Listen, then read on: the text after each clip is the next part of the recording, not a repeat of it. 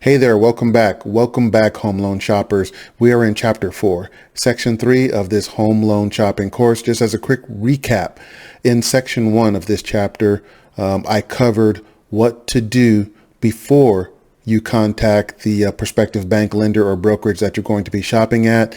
And in section 2, I covered what to do during your initial contact with the prospective bank lender or brokerage that you're going to be shopping at. And now in this section, we are going to cover what to do after your initial contact with the prospective bank lender or brokerage. And I do have to mention this, sorry, if you've been watching all these sections, but I have to mention this for somebody who just stumbled across this video. If you just stumbled across this video, this is one video in a series of videos that comprise a complete home loan shopping course. The course outline that is next to me here is also in the description of this video, and it is hyperlinked so you can jump to any part of this course that you would like to. All right, let's get into section 3.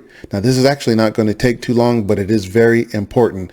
So right after your initial contact, or as soon as you can, you want to hop on the internet, and you are going to access the Nationwide Mortgage Licensing System, also called the Nationwide Multi-State Licensing System. So you're going to go online, access this system, because you are going to do some research on the person that you just spoke to and a little bit of research on the company that person works for. All right.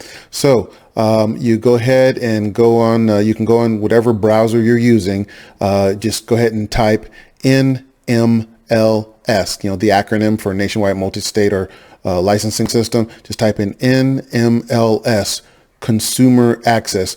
It's going to pop up right before you even finish typing it. So you type in NMLS, and right when you start to type in the C for Consumer Access, it's going to pop up.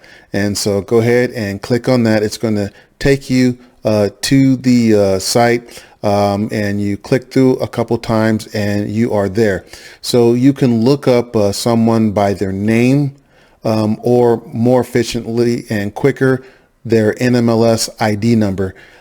Every one of us is registered in this system. Every one of us in the United States that does home loans, and every company in the United States, doesn't matter if it's a brokerage, credit union, lender, bank, whatever, they're in this system. So both the company and the individual mortgage loan originator, remember, that's what the loan people are called. That is the official name for the people that do loans, the one that takes your application and negotiates the terms of the loan with you.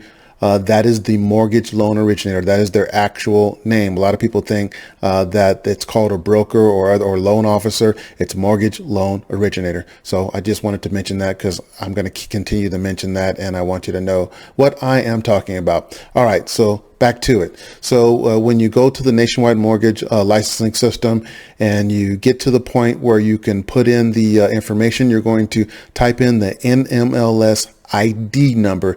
This ID number, of course, as you're going to find out, is everywhere. It's going to be on that person's business card. It's going to be on their email signature. If they leave a message on your answering machine, they're going to probably leave that ID number on the answering machine. It's everywhere, and we have to disclose that ID number to you. I am proud to disclose my ID number because it shows all the experience and all the time that energy that I've put into this industry. And that's the same for a lot of people. So it's nothing that they try to keep secret there. So your NMLS ID number, it's going to be like typically a 5, 6, or 7 digit ID number. You might even see a couple 4-digit ID numbers on rare occasion. Anyway, so you're going to plug their ID number in that portal, the NMLS Consumer Access portal, and all their job history is going to pop up. Every company that they worked for, even if it was before the mortgage industry, like if they did whatever job they did before the mortgage industry, that'll show up. Their entire job history is going to be in there. Also, any pending or negative actions taken against that mortgage loan originator are going to be in there. So you can see if you're working with a legitimate person or a bad boy or bad girl. All right. Now, also, the company that they work for is going to be connected to their NMLS profile. So you can look up information on the company. You'll be able to see the information. You don't have to look it up. It's right there. You click on it and all the information about the company that they work for is going to be there. Same thing. You'll be able to see any negative actions taken against the company, all of the company's locations. Long story short, access this after you get off the phone with the person so you can see everything about their history. And you can, for me, more importantly, you can see what kind of job history they have in the mortgage industry. Because, for me, that's seriously important. I don't want just anybody working on my loan. Now, of course, this is going to be, subjective. This is going to be your decision. I can't tell you, if this person doesn't have at least 5 years experience, don't work with them. I'm not going to say anything like that. This is going to be your judgment call based on the information that you gathered, that I recommended that you gather in section 1 of this chapter, based on your interactions with them in section 2 of this chapter, the questions and stuff that you asked them and how they responded based on that, and based on what you see in the NMLS Consumer Access Portal. That will help you make your decision of what company you're going to shop at. So remember, at this point, I'm not saying that this is going to be the company that you're going to do the loan with. This is just going to be one of the 3 companies that you're going to shop at. So this is a pretty easy section here. You're going to go to that NMLS portal. It is so important. And think about this. How many places out there can you shop at and get this much behind the scenes information on the person you're working with and the company that person works for? How many? The government put this system in place for your protection, and it kills me how many people out there don't use it. I would say literally only 0.5% of the people.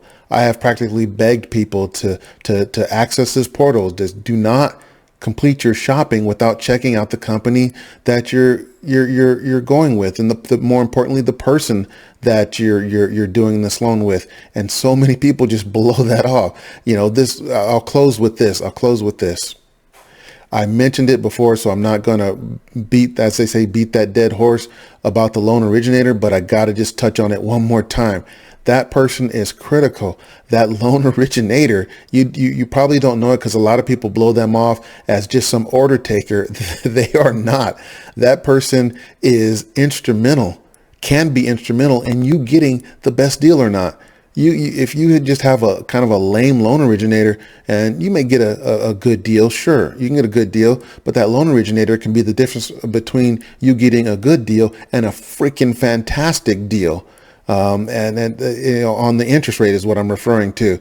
It's that loan originator. It's not the company. It's that loan originator, and that loan originator has to be skilled enough to do that because there's a certain process that I'm not going to go into the details of it now, but there is a very regimented process that the loan originators must follow in order to get you a better deal than what's being advertised. Because of the federal laws that are in place, you can't just discount it for one person and not another. There has to be a protocol that is followed, a certain system that the loan originators have to adhere to. And the ones that are really skilled and have experience at that company know how to get it done. And not to mention, what if you have a lazy person? Because while it's not that difficult, it does take some effort, depending on the company that you go to get somebody a better than market deal. And some of the lazy asses, if you have a lazy ass loan originator, they don't want to put in the time and effort to get you the best deal possible. They're not looking at you as a valued client. They're looking at you just as another loan, which really sucks. So it's really important, not just the rate pricing, also whether your loan getting approved or not.